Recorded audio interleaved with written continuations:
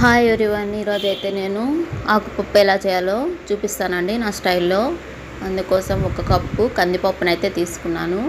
పచ్చిమిర్చి అయితే ఈ విధంగా 15-16 దాకా తీసుకొని హాఫ్గా తుంచుకొని వేసుకున్నానండి.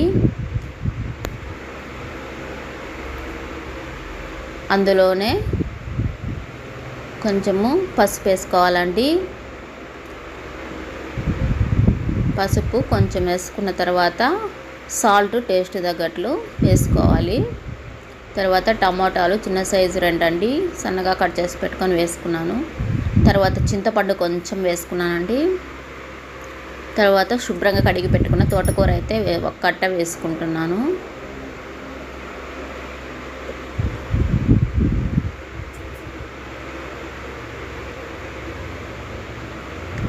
ఈ ఆకుపప్పు అయితే చాలా టేస్టీగా ఉంటుందండి. మీరు కూడా ఒకసారి ట్రై చేయండి. హోటల్ స్టైల్ పప్పు లాగా ఉంటుందండి.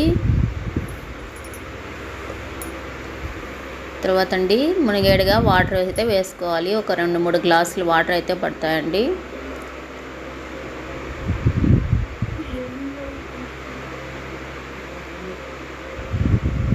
మీరు కూడా ఖచ్చితంగా ట్రై చేయండి. ఈ ఆకుపప్పు అయితే చాలా అంటే కమ్మగా చాలా టేస్టీగా వస్తుందండి. మీరు కూడా ట్రై చేయండి ఖచ్చితంగా. వారానికి 2 సార్లు అయినా ఈ పప్పు చేసుకొని తిందామనిపిస్తుందండి ఒకసారి ట్రై చేస్తే. అంత బాగుంటుంది.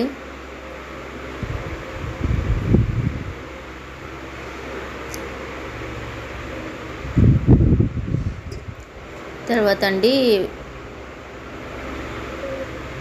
స్టవ్ అయితే వెలిగించుకొని కుక్కర్ అయితే పెట్టుకోవాలి.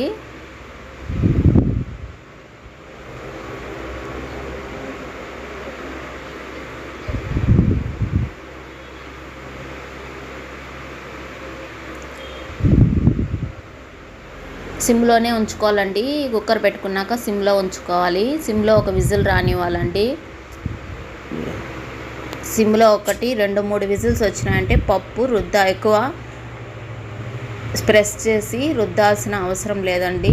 ఈజీగా స్మాష్ అయిపోతుంది. విజిల్స్ ఒక 3 విజిల్స్ అండి. తర్వాత తిరగబోతకి ఆనియన్స్ అయితే సన్నగా ఒక ఆనియన్ కట్ చేసి పెట్టుకోవాలి. మన పప్పు అయితే ఉడుకుతూ ఉందండి. సిమ్లోనే ఉడకబెట్టుకోండి. హై ఫ్లేమ్లో అయితే పప్పు ఉడకదండి ఎన్ని విజిల్స్ వచ్చినా. సిమ్లో అయితే 2 విజిల్స్కే పప్పు ఉడికిపోతుందండి మెత్తగా.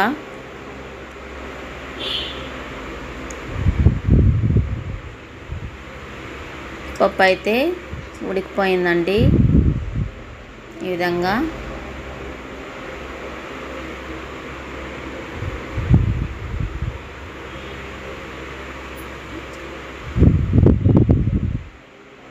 ఈ విధంగా పప్పు అయితే ఉడికిందండి. వాటర్ అన్నీ ఇంకిపోయినాయి.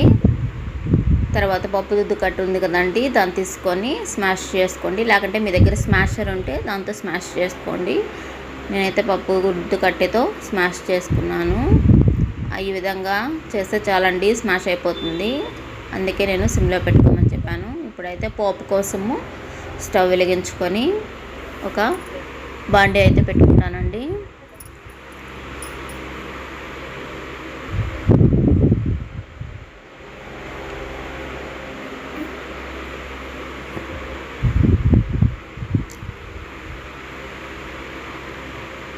బాండీ అనేది హీట్ అయినాక ఆయిల్ అయితే కొంచెం వేసుకుంటున్నాను.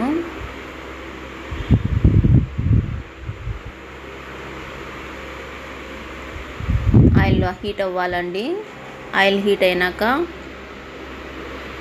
అందులో ఆవాలు వేసుకుంటున్నాను.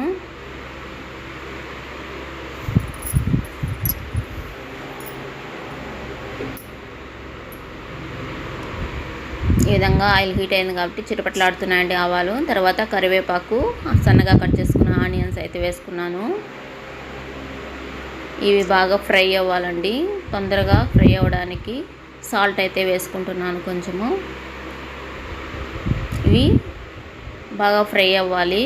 అప్పుడే మన పప్పు అనేది నెయ్యిని తలిపించే కమ్మని టేస్ట్ అనేది వస్తుందండి.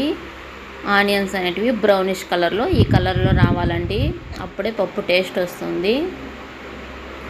ఇదొక ట్రిక్ అండి. పోపు అనేది ఈ విధంగానే చేసుకోండి ఎప్పుడైనా సరే. తర్వాత మనం పప్పు అనేది అందులో ట్రాన్స్ఫర్ చేసుకుంటున్నాము.